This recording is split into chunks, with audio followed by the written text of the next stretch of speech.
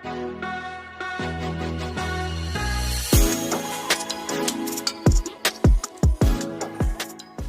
Friends, आज हम लोग पढ़ेंगे एक्सरसाइज 9.1 का क्वेश्चन नंबर 4। इससे पहले आपको हम 1, 2, 3 करवा चुके हैं। ठीक है, इसमें आपको ये ध्यान रखना है कि इसमें फिगर मेन होता है ना। और वीडियो आप बहुत ध्यान से देखें, पूरा वीडियो देखें। हम कोशिश करते हैं कि आपको हर चीज़ कंप्लीट हो। ठीक है ना। अगर वीडियो आपको अच्छा लगे तो वीडियो को लाइक करें, इस मित्रों को शेयर करें। अगर आपको अच्छा ना लगे तो कोई बात नहीं, टाइम बर्बाद ना करें। आप दूसरे जहां पर अच्छा लगे वहां पर आप जा सकते हैं। ठीक है, चैनल पर नए हैं तो Pandey's excellent tutorials YouTube channel को सब्सक्राइब कर लें अगर आपका ज़रूरत का लगे। ठीक है ना, बेल आइकन को दबा दें और ऑल के ऑप्शन को भी प्रेस कर दें ताकि जैसे हम वीडियो डालें तुरंत आपको मिले। तो चलिए शुरू करते हैं क्वेश्चन नंबर 4। क्वेश्चन नंबर 4 को पहले हम समझ लेते हैं कि क्वेश्चन है क्या। The angle of elevation of the top of a tower from a point on the ground which is 30 metre away from the foot of the tower is 30 degree. Find the height of the tower. मतलब ये आप समझ लीजिएगा, angle of elevation हमने आपको बताया था कि जो नीचे से ग्राउंड का जो सरफेस है उससे जो ऐसे बनता है स्लोप, उसी को हम एंगल ऑफ एलिवेशन कहते हैं। ठीक है, तो सबसे पहले हम बना लेते हैं टावर। टावर कुछ इस तरह से होता है, आपको पता है। ठीक है, और इसके बाद में ये जो एंगल ऑफ एलिवेशन है वो कहाँ से बन रहा है, ग्राउंड का एक पॉइंट है ऐसे। ठीक है ना, जो इस टावर के फुट से 30 मीटर दूर है। कितना है, 30 मीटर दूर है। ठीक, अब हम क्या करेंगे, इस पॉइंट से इस टावर के टॉप को ऐसे मिला देंगे। जब मिला देंगे तो जो एंगल ऑफ एलिवेशन है वो ये है 30 डिग्री। क्लियर। आप जो है इस टावर को P और Q पॉइंट ऐसे डाल सकते हैं, टॉप को P और फुट को Q। यहाँ पर आप चाहें तो O लिख सकते हैं। ठीक है, अब यहाँ पर आपका पूछा क्या गया है, हाइट ऑफ द टावर, यानी ये वाली जो हाइट है PQ आपसे पूछा गया है। ठीक है, फिगर आपको क्लियर समझ में आ गया। चलिए अब हम लोग इसको सॉल्व करते हैं। तो लिखेंगे इन ट्रायंगल PQO। ठीक है, तो यहाँ पर हमें फाइंड क्या करना है, हाइट, और गिवन क्या है आपका बेस। बेस और हाइट में रिलेशन किसका होता है बताएं। ये जो रिलेशन होता है वो tan का होता है। किसका होता है, tan का। तो यहाँ कर देंगे tan और यही ले लेंगे 30 डिग्री इक्वल टू क्या होता है, परपेंडिकुलर बाई बेस। क्लियर। तो tan 30 की वैल्यू कितनी होती है, 1/√3 होते हैं ना। और परपेंडिकुलर आपसे पूछा गया है यानी PQ, ये आपसे पूछा गया है, और बेस कितना है, ये 30। ठीक, क्रॉस मल्टीप्लिकेशन कर लेते हैं तो क्या आ जाएगा, ये आपका हो जाएगा √3 PQ इक्वल टू 30 × 1 तो 30 ही रहेगा ना। क्लियर। अब क्या हो जाएगा, PQ इक्वल टू 30/√3। √3 को डिनोमिनेटर से हटाने के लिए √3 का ऊपर नीचे क्या कर देंगे, मल्टीप्लाई। तो हो क्या आपका जाएगा, हो जाएगा PQ इक्वल टू 30√3 और नीचे √3 का √3 में मल्टीप्लाई हो जाएगा तो 3 हो जाएगा। अब 3 से 30 को अगर हम कट करते हैं तो 10 आ जाएगा। तो ये आ जाएगा आपका 10√3 मीटर। यही आपका आंसर है, यानी जो टावर की हाइट है वो 10√3 है। कितनी है, 10√3। आप यहाँ पर नीचे लिख सकते हैं the height of the tower is equal to 10√3 metre. ठीक है, क्लियर हो रहा है आपका। चलिए अच्छी बात है, आपने अगर नोट कर लिया है तो ठीक है, और अगर नहीं नोट कर पाए हैं तो आप स्क्रीनशॉट ले लें, क्योंकि अब हम लोग देखेंगे नेक्स्ट क्वेश्चन, यानी क्वेश्चन नंबर 5। तो देखेंगे क्वेश्चन नंबर 5। क्वेश्चन नंबर 5 है, a kite is flying at the height of 60 metre above the ground, the string attached to the kite is temporarily tied to a point on the ground. The inclination of the string with the ground is 60 degree. Find the length of the string assuming that there is no slack in the string. Question का मतलब समझ लें, मतलब एक kite है, ध्यान से देखें, काइट है वो 60 मीटर हाइट पर फ्लाई कर रही है। काइट कुछ इस तरह से होती है, ध्यान दें, इस तरह से होती है ना, ऐसे, और उसको इस तरह से हम लोग ऐसे उड़ाते हैं। तो जो हाइट हम लेंगे वो ये परपेंडिकुलर हाइट लेते हैं कि कितना ऊंचाई पर उड़ रही है, ठीक है। तो ये हो गया, ठीक है। तो ये जो परपेंडिकुलर हाइट है इसको हम ले लेते हैं, मान लीजिए ए ले लो, इसको बी ले लो, ठीक है। इसको चाहे तो क्या ले सकते हैं, पी भी ले सकते हैं, क्लियर। अब देखिए जो इंक्लाइनेशन बोला है, आप लोग जो है कभी कभी वर्ड प्रॉब्लम में फंस जाते हैं। तो जो इंक्लाइनेशन है, तो इंक्लाइनेशन का मतलब होता है ये स्लोप, ये वाला जो स्लोप है इसी को कहते हैं इंक्लाइनेशन। यानी हम इसको इंक्लाइनेशन के दूसरे शब्दों में कह सकते हैं एंगल ऑफ एलिवेशन, ठीक है। ये कितना है, 60 डिग्री आपका गिवन है, क्लियर। और यहाँ पर दिया है कि जो हाइट है परपेंडिकुलर वो कितनी है, 60 मीटर, ठीक। अब पूछा क्या है, find the length of the string, मतलब ये वाली जो स्ट्रिंग है AP, इसकी लेंथ ये पूछी गई है। क्लियर बात समझ में आ रही है। तो क्या होगा, यहाँ पर कौन सा हम फार्मूला लगाएंगे, कैसे करेंगे, इसको डिसाइड कैसे करेंगे।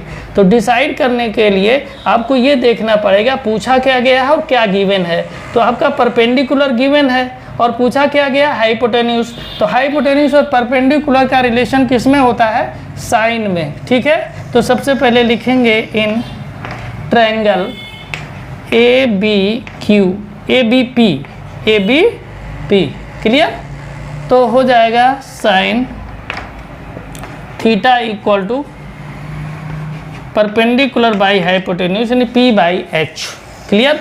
थीटा की वैल्यू कितनी दी है, 60 डिग्री, तो यहाँ हो जाएगा साइन 60 इक्वल टू परपेंडिकुलर कितना है 60 और H है आपका AP, है ना, क्लियर। अब साइन 60 की वैल्यू कितनी है, √3/2, आपको पता ही है, इक्वल टू 60/AP है। अब क्या करेंगे, क्रॉस मल्टीप्लिकेशन कर देंगे, तो आएगा क्या, ये हो जाएगा √3AP इक्वल टू 60 × 2 हो जाएगा ना। तो AP इक्वल टू क्या हो जाएगा, 60 × 2 यानी 120 है।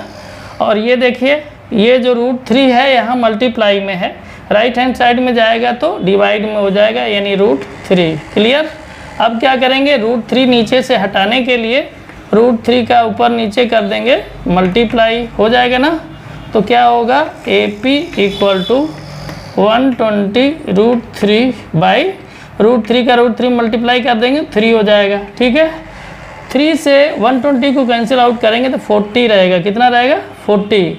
तो AP की वैल्यू कितनी आ जाएगी, 40 √3 मीटर, ठीक है।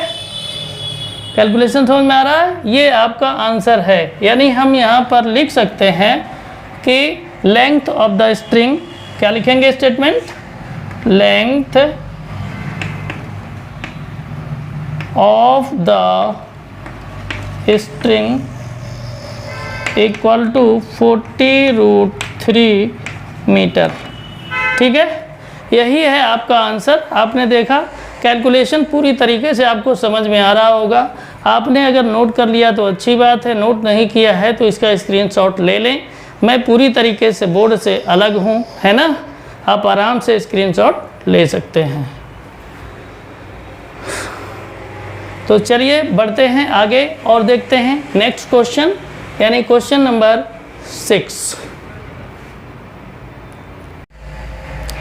अब हम लोग देखेंगे question number 6। A 1.5 meter tall boy is standing at some distance from a 30 meter tall building. The angle of elevation from his eyes to the top of the building increases from 30 degree to 60 degree as he walks towards the building. Find the distance he walked towards the building. मतलब ये है कि एक boy है, उसकी height कितनी है, उसकी हाइट है 1.5 मीटर, ठीक है। और एक है बिल्डिंग, वो है 30 मीटर उसकी हाइट है, ठीक है। कितनी है? 30 मीटर हाइट। क्लियर? तो हम यहाँ से क्या करते हैं, डॉट डॉट करके ऐसे मिला देते हैं बेस के पैरेलल, ठीक है। और ऐसे टॉप से कहा है कि उस लड़के के आई से और बिल्डिंग के टॉप से जो एंगल बनता है वो 30 डिग्री बनता है। कितना बनता है? 30 डिग्री। ये लड़का बिल्डिंग की तरफ कुछ डिस्टेंस चलता है, मान लीजिए यहाँ तक चलता है, तो एंगल बढ़ करके जहाँ 30 था वो हो जाता है 60 डिग्री। कितना हो जाता है? 60 डिग्री। ध्यान से देखें, मान लीजिएगा ये आपका पी क्यू, टॉप को पी ले लेंगे और फुट को ले लेंगे क्यू बिल्डिंग के लिए, और लड़के के लिए आइस जहाँ पर हैं उसको ले लेंगे ए और फुट को ले लेंगे बी। ये जो दूसरी पोजीशन है उसको सी और डी ले लेंगे। क्लियर? अब यहाँ पर देखें करेंगे क्या, इसमें आपको पूछा क्या गया है, ध्यान दीजिए। इसमें पूछा ये गया कि लड़का यहाँ से लेकर के यहाँ तक चला तो ये डिस्टेंस कितनी है, ठीक है ना। ये वाली जो डिस्टेंस है वो कितनी है, यही पूछा गया और कुछ नहीं। तो हम लोग क्या करें, ध्यान रखिएगा कि इसको आप लोग इग्नोर करेंगे, ये कंस्ट्रक्शन में था, ठीक है ना। ये जो है इसको इग्नोर करेंगे, हालांकि फिगर में बनाएंगे, फिगर ऐसे ही बनेगा, लेकिन जब कैलकुलेशन करेंगे तो आप इतने से ही मतलब रखेंगे, ठीक है ना। इसको के आप कंसीडर कर सकते हैं, ठीक है। तो सबसे पहले हम लोग कौन सा एंगल लेंगे, पर उससे पहले इसको सॉल्व करें उससे पहले ये ध्यान रखिएगा कि बिल्डिंग की जो हाइट है ये 30 मीटर है, ठीक है। लेकिन अब जो एंगल बन रहा है वो लड़के के आँख से बन रहा है, ठीक है ना, यहाँ से। तो इस वजह से हम इतनी ही हाइट लेंगे। तो इतनी हाइट लेने का मतलब ये है कि हमें पी के लेना पड़ेगा। तो पूरा कितना है? पी क्यू है ना। और उसमें क्या हो रहा है, हो ये रहा है कि जो पी के और के क्यू, ठीक है ना, ये है पी क्यू मिला करके, यही आपको फाइंड करना है। तो यहाँ पर गिवन क्या है, हमें चाहिए क्या है, यहाँ पर हमें चाहिए पी के, और पूरा कितना है? 30। यानी हम ये कर सकते हैं P K equal to P Q minus K Q, हो सकता है ना। तो ये कितना हो जाएगा, पी क्यू है 30 और के क्यू कितना है, ए बी के इक्वल यानी 1.5। इसको अगर हम माइनस कर देंगे तो हो जाएगा 28.5 मीटर, हो जाएगा ना। क्लियर? तो ये जो इतना है यहाँ से लेकर के यहाँ तक की जो ये हाइट है ये 28.5 मीटर है। क्लियर? अब देखें आगे कैलकुलेट करते हैं। तो ये हो जाएगा इन ट्रायंगल, सबसे पहले बड़ा वाला ट्रायंगल ले लेंगे ये पूरा, ठीक है। तो ये हो जाएगा ए पी के इन ट्रायंगल ए पी के। क्लियर? तो इसमें लगाएंगे क्या, इसमें बेस को लेंगे और अल्टीट्यूड को लेंगे, क्योंकि ये पूछा गया ये डिस्टेंस क्या है, भी बेस में ही आएगी ना, और आपका अल्टीट्यूड गिवन ही है। तो ये हो जाएगा 10 30 दिया हुआ पहला एंगल ये 30 equal to perpendicular by base. तो 10 30 की वैल्यू 1/√3 हो जाएगी, और परपेंडिकुलर कितना है 28.5, और बेस आपका दिया हुआ है AK, यानी यहाँ से यहाँ तक AK। अब क्या करेंगे, क्रॉस मल्टीप्लिकेशन कर लीजिए, हो जाएगा ना। तो क्रॉस मल्टीप्लिकेशन करेंगे तो क्या हो जाएगा, AK इक्वल टू 28.5 है ना, और √3 मीटर। क्लियर? यहाँ तक क्लियर है? अगर यहाँ तक क्लियर है तो हम लोग आगे बढ़ते हैं। चाहे तो आप स्क्रीनशॉट भी ले सकते हैं।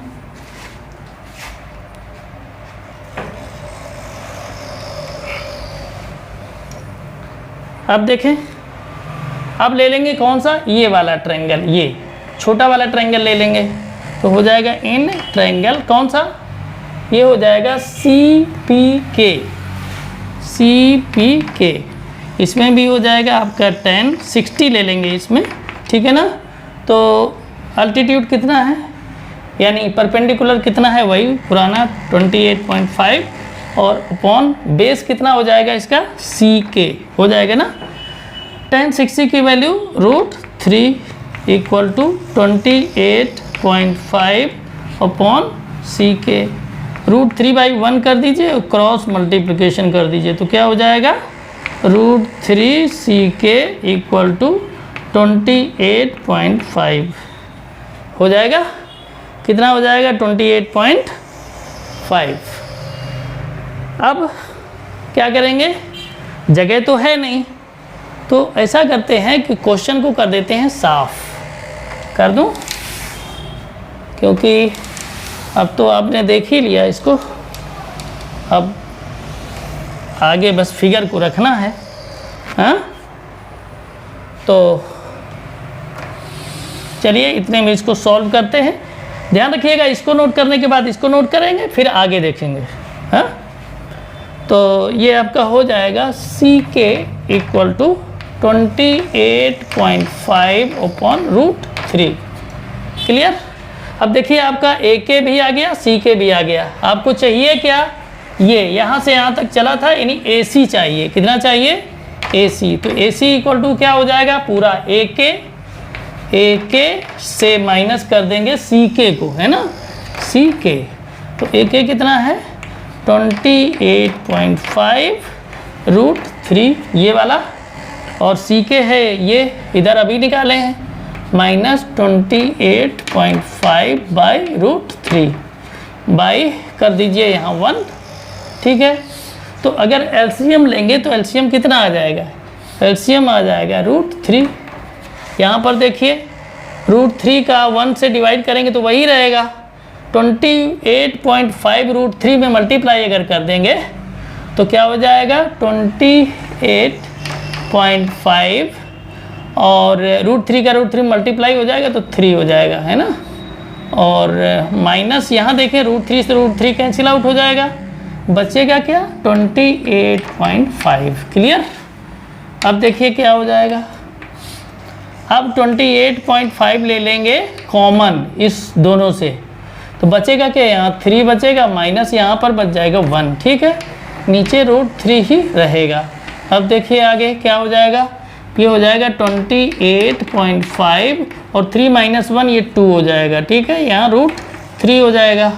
अब नीचे से √3 को हटाने के लिए क्या करेंगे, √3 का ऊपर नीचे कर लेंगे मल्टीप्लाई कर लेंगे ना। तो जब √3 का मल्टीप्लाई कर लेंगे तो होगा क्या, ध्यान से देखिए, ये हो जाएगा 28.5 × 2 कर देंगे तो 57 आ जाएगा और √3 है ना, और नीचे हो जाएगा √3 का √3 मल्टीप्लाई कर देंगे तो 3 हो जाएगा। 3 से 57 को अगर हम कट करेंगे तो ये आ जाएगा कितना 19। ठीक है, यानी AC इक्वल टू आ जाएगा 19√3, है ना मीटर। क्लियर।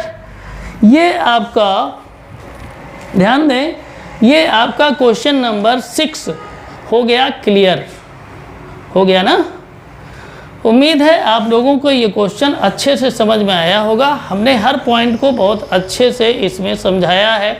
ठीक है, बस आप लोग इतना ही ध्यान रखें कि मन से इसको समझें, हाँ, और कैलकुलेशन को अच्छे से करें। अगर कोई ज़रूरत पड़े तो आप 1-2 बार वीडियो को देख करके, एक बार वीडियो को देख करके करें, दूसरी बार बिना देखे करें, जहां भी आपको दिक्कत हो वहां देखें, और तीसरी बार आप कोशिश करें कि बगैर देखे आपका क्वेश्चन सॉल्व हो जाना चाहिए। बस इतना आपको ध्यान रखना होगा कि जो क्वेश्चन होता है उसको आपको अच्छे से रीडिंग करनी है, जल्दबाजी में एकदम नहीं पढ़ना है, अच्छे से उसमें रीडिंग करना है। रीडिंग करने के बाद 1, 2, 3 बार जब तक आपको समझ में आया रीडिंग करिए, कंजूसी मत करिए। उसके बाद में अकॉर्डिंग टू क्वेश्चन फिगर बनाइए अच्छे से, फिर सॉल्व करना शुरू करिए। ठीक है, ये ध्यान रखिएगा कि पहली बार से ही आप ये टारगेट ना रखें कि हमारा 2 मिनट में 3 मिनट में क्वेश्चन हो जाए, कितना जल्दी क्वेश्चन हो जाए, ऐसा ना हो एग्ज़ाम में छूट जाएगा तो क्या करेंगे। एग्ज़ाम में देखिए अभी आप पहली बार कर रहे हैं, एग्ज़ाम में जब तक आप जाएंगे तब तक 4, 6, 10 बार इसको कर चुके होंगे, तो उस समय आपका मेंटेन हो जाएगा। लेकिन अभी आपके लिए सबसे ज़रूरी क्या है कि आपका जो कॉन्सेप्ट है वो क्लियर होना चाहिए। है ना। अदरवाइज आप जल्दबाजी में पढ़ेंगे, क्वेश्चन गलत हो जाएगा, कॉन्सेप्ट अधूरा रह जाएगा और फिर इन फ्यूचर आपका क्वेश्चन गलत ही होगा। इस वजह से आप बहुत शांति से पहली बार करें, जल्दबाजी में बिल्कुल भी ना पढ़ें, ठीक है। तो इस तरह से ये आपका क्वेश्चन नंबर 6 जो था ये हो गया कंप्लीट। अब हम लोग देखेंगे नेक्स्ट क्वेश्चन, यानी क्वेश्चन नंबर 7। क्वेश्चन नंबर 7 है, from a point on the ground the angle of elevation of the bottom and the top of a tower fixed at the top of a 20 metre high building are 45 degree and 60 degree respectively, find the height of the tower. मतलब ये है एक 20 metre height की building है, उसके ऊपर tower लगा हुआ है। ध्यान दें, क्या मतलब है कि एक 20 मीटर हाई बिल्डिंग है, उसके ऊपर जो है वो टावर फिक्स है। क्या है? एक टावर फिक्स है। तो चलिए मान लीजिएगा कि ये एक बिल्डिंग है, ये एक बिल्डिंग है, ठीक है। ये इसकी जो हाइट है ये 20 मीटर है, इसके ऊपर एक ऐसे टावर जो है, ऐसे टावर फिक्स है, ठीक है। और एक पॉइंट है, ग्राउंड पर एक पॉइंट है, ठीक है ना। कहाँ पॉइंट? इधर कहीं पर पॉइंट होगा, ठीक है ना, ये होगा।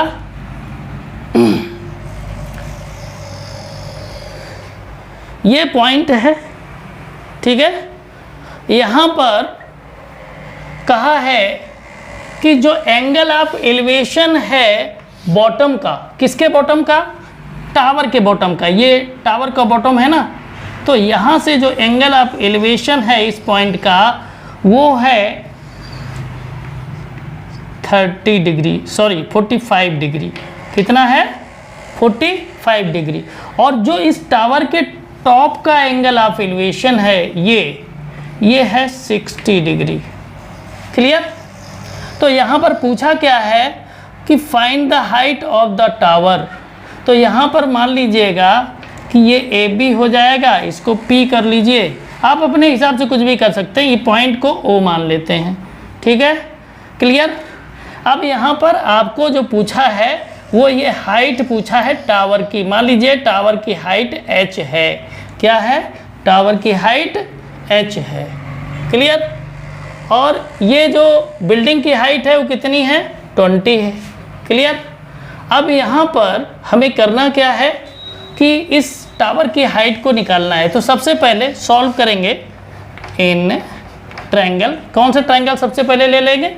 ये वाला, है ना, यानी A O B, in triangle A O B, ठीक है। तो यहाँ पर क्या कर लेंगे? 20 मीटर परपेंडिकुलर है और बेस को ले लेंगे। तो ये हो जाएगा 10, क्योंकि बेस और परपेंडिकुलर का रेशियो जो होता है 10 में ही होता है। 10 45 हो जाएगा ना, इक्वल टू ये हो जाएगा P बाई बी, यानी A B upon O B, A B upon O B, ठीक है। 10 45 की वैल्यू 1 होती है, आपको पता है। और ए बी कितना है? 20 और ओ बी, ठीक।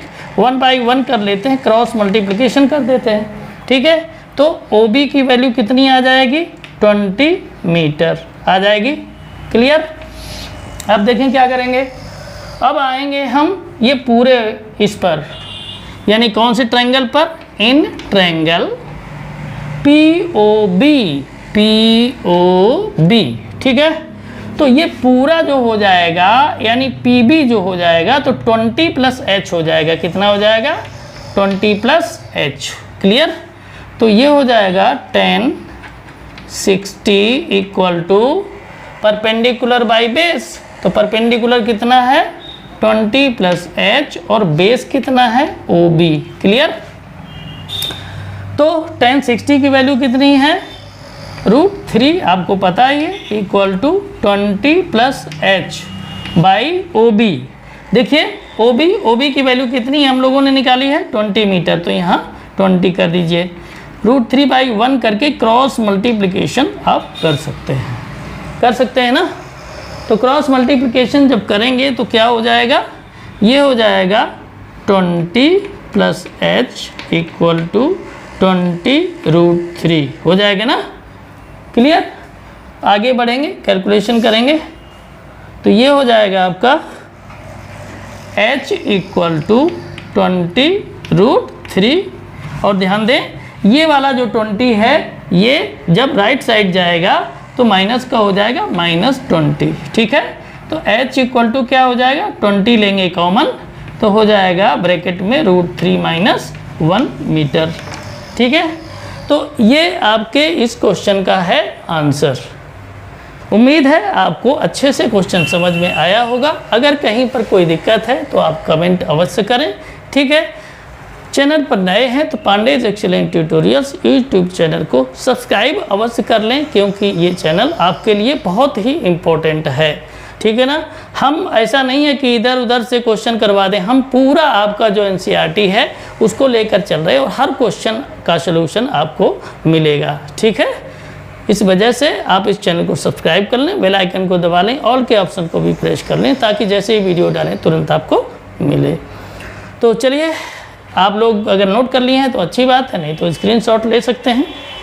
और देखते हैं हम लोग नेक्स्ट क्वेश्चन, यानी क्वेश्चन नंबर 8। क्वेश्चन नंबर 8 है, statue 1.6 metre tall stands on the top a pedestal from a point on the ground. The angle of elevation of the top of the statue is 60 degree and from the same point the angle of elevation of the top of the pedestal is 45 degree. Find the height of the pedestal.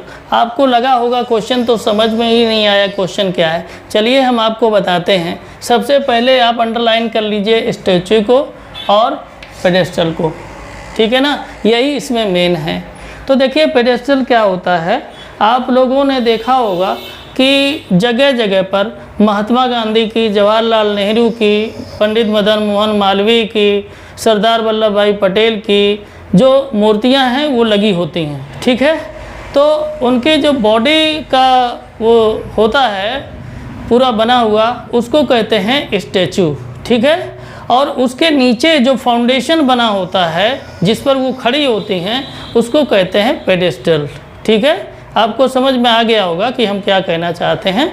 जैसे कि आप देखिए इस तरीके का एक foundation बना होता है, ऐसे कोई भी फ़ोटो लगाई जाती, मूर्ति लगाई जाती है, चाहे महात्मा गांधी की हो, किसी की हो, इस तरीके से ये ऐसे बना दिया जाता है। ठीक है, इसको हम क्या कहते हैं, इसको पेडेस्टल कहते हैं ना। और इसके ऊपर जो है स्टैचू लगा दी जाती है इस तरीके से।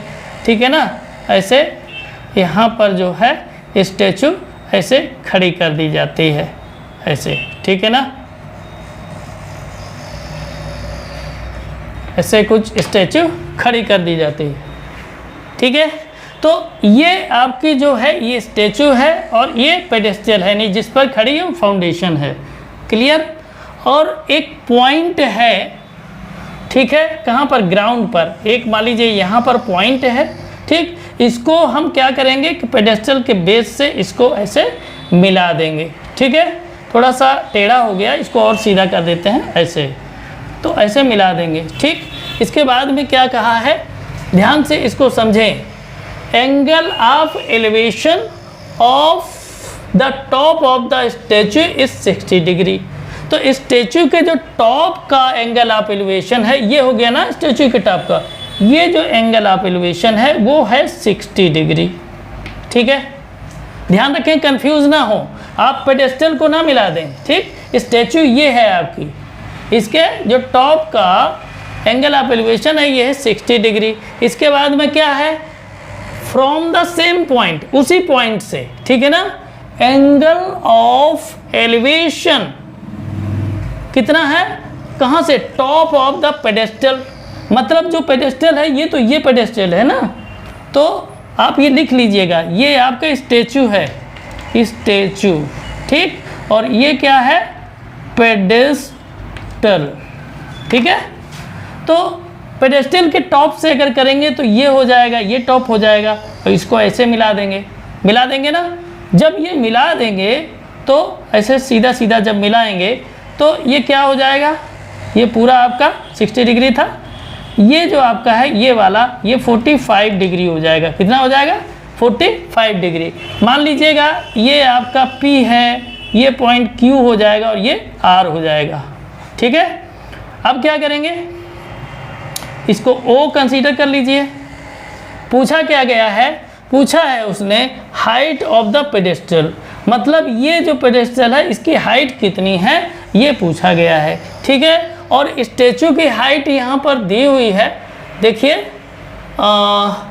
60 डिग्री, इसके बाद में 1.6 मीटर स्टैचू है। ये जो स्टैचू है ये PQ, ये कितना है 1.6 मीटर। ठीक है, यहाँ लिख लेंगे, यहाँ लिखेंगे हाइट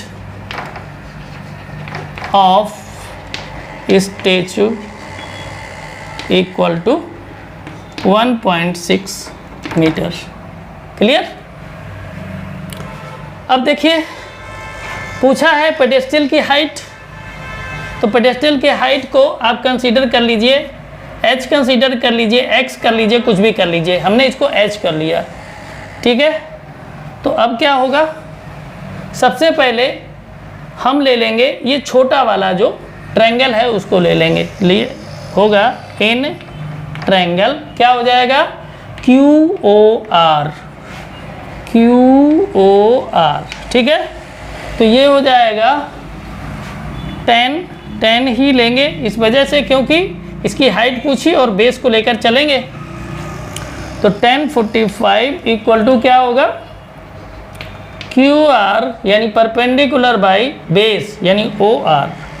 ठीक, 1045 की वैल्यू 1 और QR की वैल्यू कितनी है वो कंसीडर की हम लोगों ने H, और OR जो है इसको OR ही रहने दीजिए, या इसको चाहे तो कंसीडर कर सकते हैं, चलिए इसको OR ही रहने दीजिए, OR। क्लियर। अब आगे देखेंगे तो 1 बाई 1 कर लेंगे, क्रॉस मल्टीप्लिकेशन अगर हम करते हैं तो ये हो जाएगा OR equal to H। OR की वैल्यू कितनी आ गई H। इसका मतलब ये है कि जितनी पेडेस्टल की हाइट है उतनी ही इस पॉइंट के पेडेस्टल के फुट तक की डिस्टेंस है। क्लियर। अब क्या करेंगे, पूरा ले लेंगे ये, यानी कौन सा, इन ट्रायंगल POR।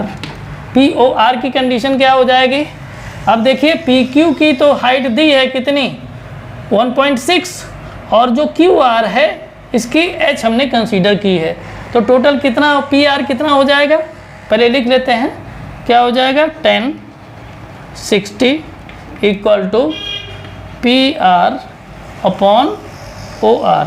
ठीक हो जाएगा। अब आगे बढ़ेंगे, 1060 की वैल्यू √3 हो जाएगी, और PR कितना हो जाएगा, PR PQ plus QR, PQ कितना है 1.6 और QR कितना है प्लस H। ठीक, अपॉन हो जाएगा OR। क्लियर।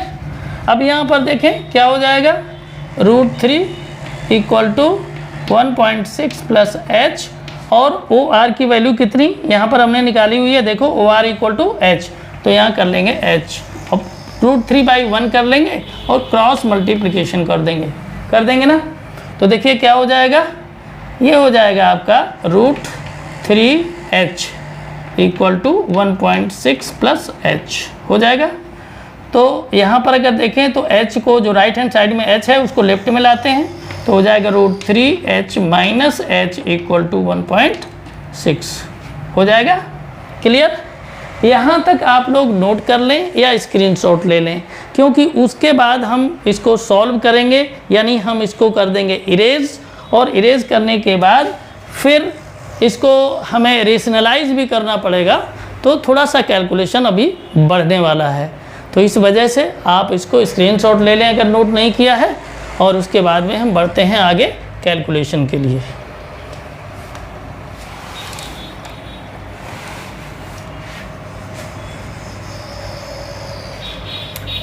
तो देखें ये हो जाएगा H, यहाँ से कॉमन ले लेंगे तो हो जाएगा H रूट ब्रैकेट में हो जाएगा √3 माइनस 1 इक्वल टू 1.6 हो जाएगा ना। इसके बाद में H इक्वल टू क्या हो जाएगा 1.6 बाई ये वाला √3 - 1 राइट हैंड साइड में जाएगा तो हो जाएगा डिवाइड में, हो जाएगा। अब देखिए इसको रेशनलाइज करेंगे, यानी √3 + 1 का ऊपर नीचे मल्टीप्लाई कर देंगे। याद रखिए, आप कहेंगे √3 + 1 का क्यों करेंगे? वो इसलिए करेंगे क्योंकि जब रेशनलाइज करते हैं तो जिसको रेशनलाइज किया जा रहा है उसके साइन को चेंज कर देते हैं, बाकी उसी का ऊपर नीचे मल्टीप्लाई कर देते हैं। यानी नीचे हमें आइडेंटिटी बनानी होती है a + b × a - b = a² - b²। ठीक है, तो ये हो जाएगा h = 1.6 इन ब्रैकेट √3 + 1। ठीक है, नीचे क्या हो जाएगा √3 होल स्क्वायर माइनस 1 का स्क्वायर हो जाएगा।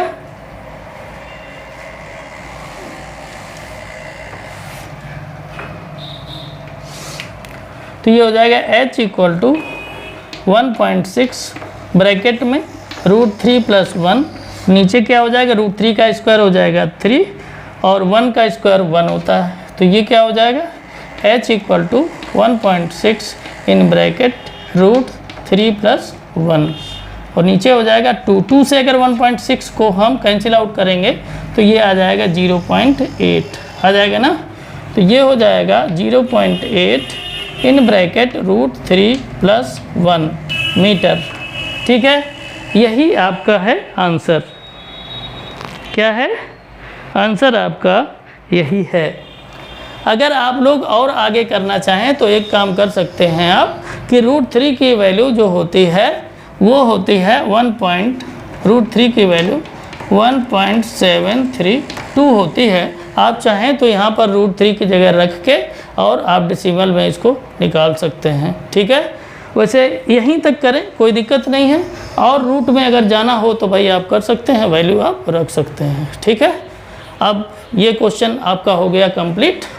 अब पढ़ेंगे आगे।